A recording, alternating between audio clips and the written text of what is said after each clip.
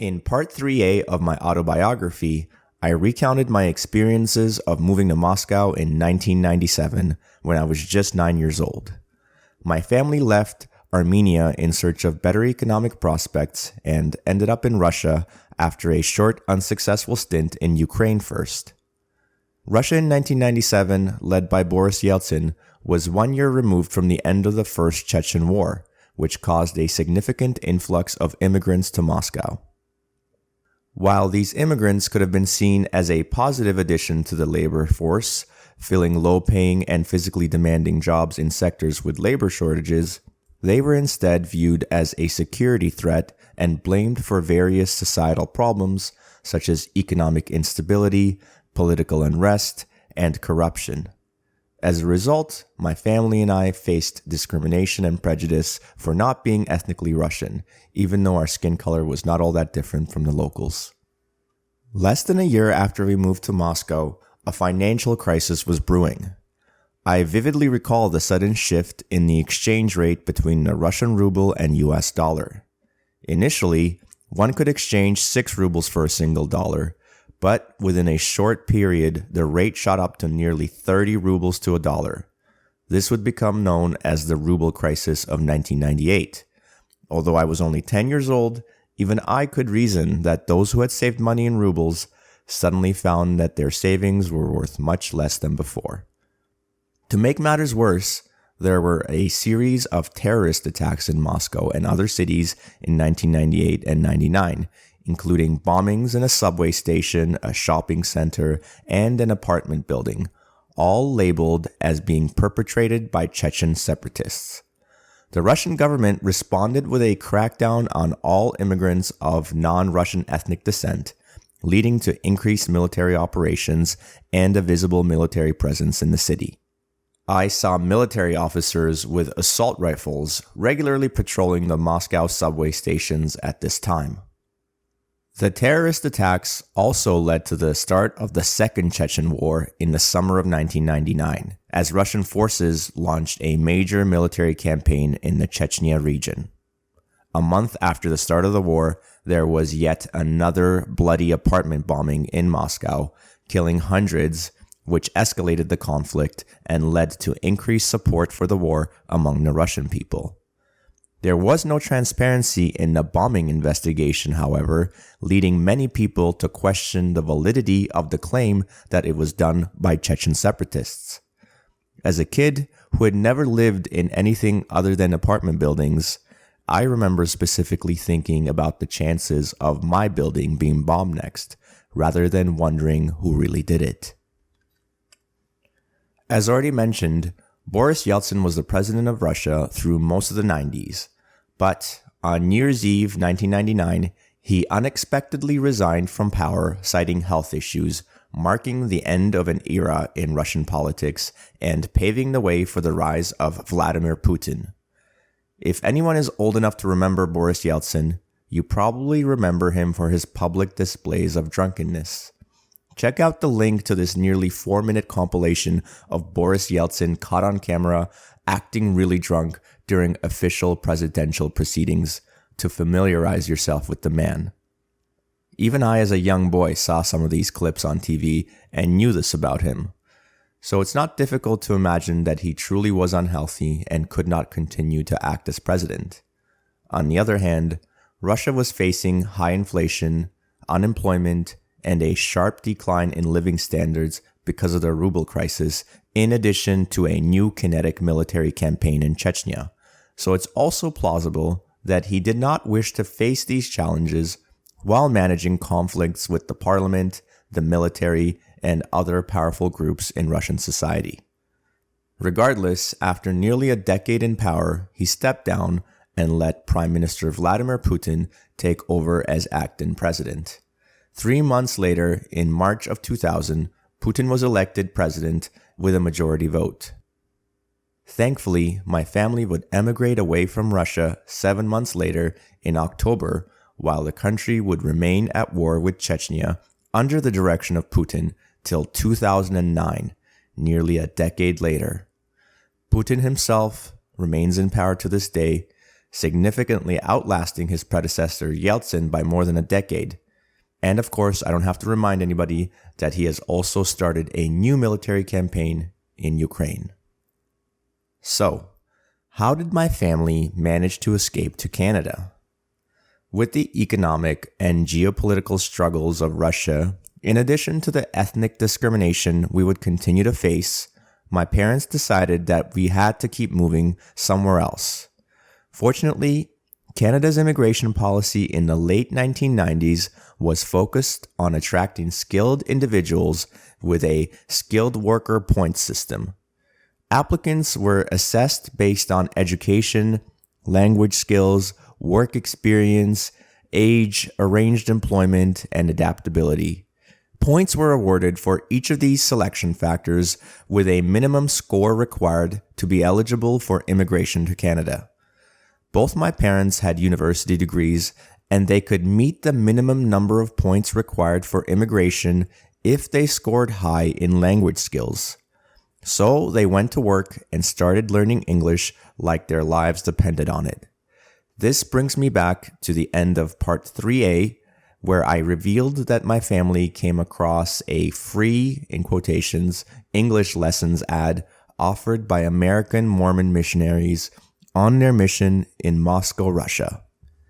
Looking back now, it's clear to me that what we thought were free English lessons were actually a clever way for the missionaries to introduce us to their faith. But at that time, my parents were desperate to learn English as we were saving up money to move to Canada. So the price of free was perfect for us. The lessons turned out to be good and ultimately helped my parents improve their language skills, which was crucial for them to qualify for immigration to Canada based on the point system. As a young child, I was fortunate to be exempt from the language testing, but I still went to the lessons with my parents. After the first English lesson, the missionaries extended an invitation to anyone interested in learning more about their faith. Intrigued, my parents and I stayed behind to speak more with these young Americans who were friendly, outgoing, and had a distinctive appearance. They wore dark pants with a white shirt and tie, and black plastic name tags identified them as representatives of the Church of Jesus Christ of Latter-day Saints. They gave us a free copy of the Book of Mormon and invited us to come back for another English lesson, followed by a discussion of a passage from the book. I don't remember any other details from that first meeting, but I think as a family we got the general sense that these were dedicated and hardworking young people who were committed to sharing their faith and serving others. We continued attending the English lessons, and soon enough, the missionaries were invited to visit us at our apartment. They were eager to build relationships, share information about their faith, and engage us in open and respectful conversations about Christ, the Bible, and the Book of Mormon. We learned that the missionaries considered the Book of Mormon to be a sacred scripture alongside the Bible, containing religious teachings, history, and prophecies of ancient inhabitants of the Americas. According to Mormon belief, the Book of Mormon was translated by Joseph Smith, the founding prophet of the church, in the early 19th century. He claimed to have been visited by God and called to translate an ancient record written on gold plates, which he translated into English by the gift and power of God. The Mormon beliefs were presented to us in a slow and careful manner over a period of months with weekly visits from the missionaries. The slow pace of delivery of their core beliefs dampened the impact of the extreme claims, such as God's appearance to Joseph Smith or the legitimacy of the Book of Mormon. Furthermore, the extreme claims were interspersed with regular Christian values, such as belief in God and Jesus Christ, and a strong emphasis on family values. Mormons also observe what they call the Word of Wisdom, a health code which prohibits the use of tobacco, alcohol, coffee, and tea, and encourages healthy living practices. They encourage participation in church activities, and they put an emphasis on education, personal development, and doing missionary work to share their faith. These values were in line with my family's internal value system, thus we were drawn closer to the church. Armenians will proudly tell you that they were the first people, before the Romans, to adopt Christianity as their ethnic religion. It's an important part of our identity. I'm not sure why we didn't affiliate with an Armenian church in Moscow during those years in the late 90s. Perhaps there wasn't one nearby. But the Mormon church filled an important spiritual seeking need for us that was missing after leaving Armenia.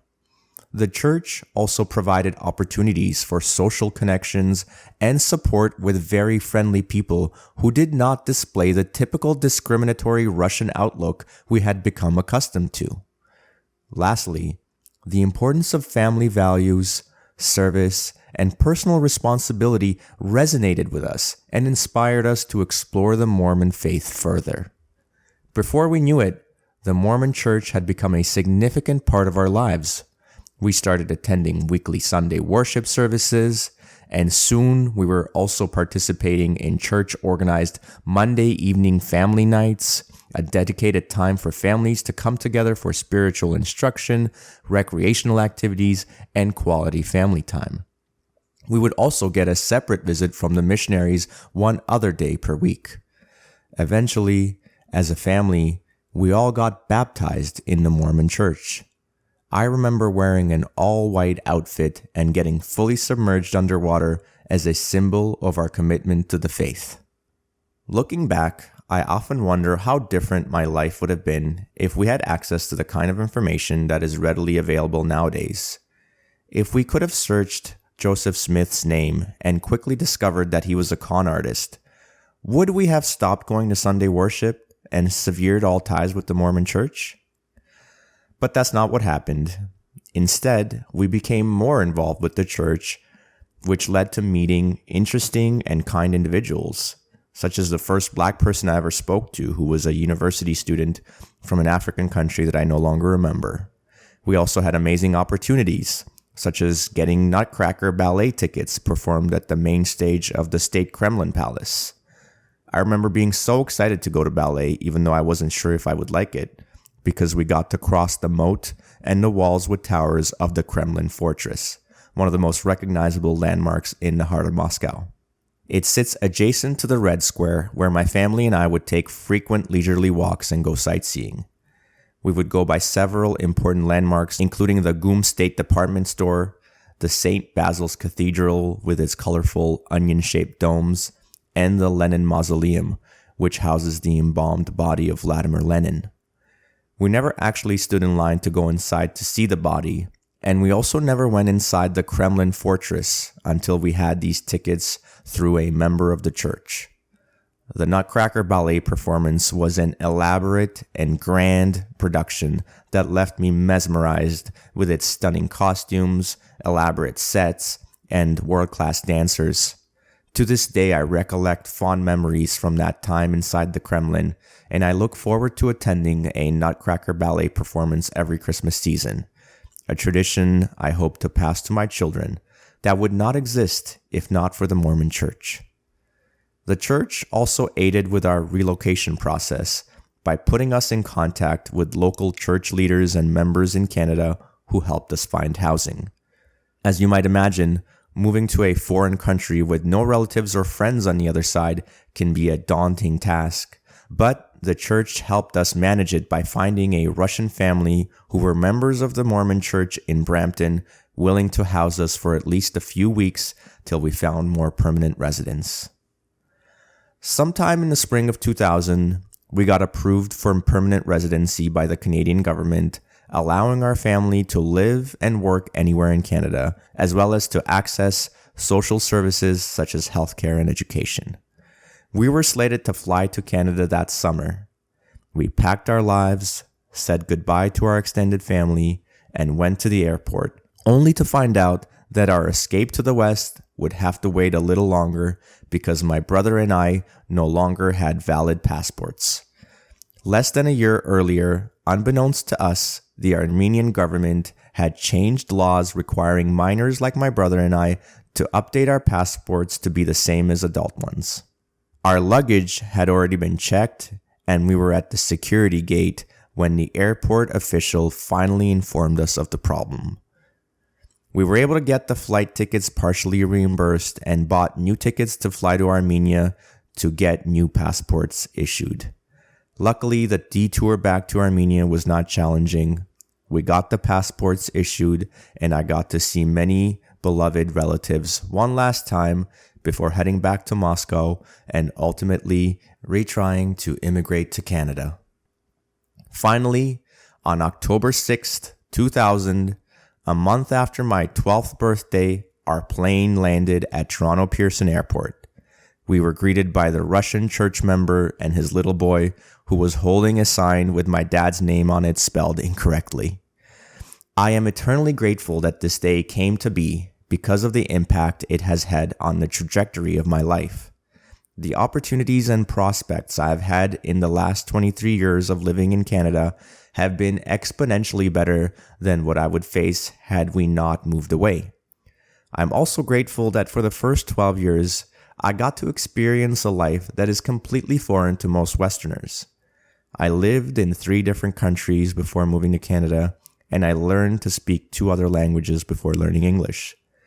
I believe this upbringing has given me a broad frame of reference, the ability to adapt to new surroundings, and to understand and appreciate different perspectives, values, and ways of life. I wouldn't change it for anything.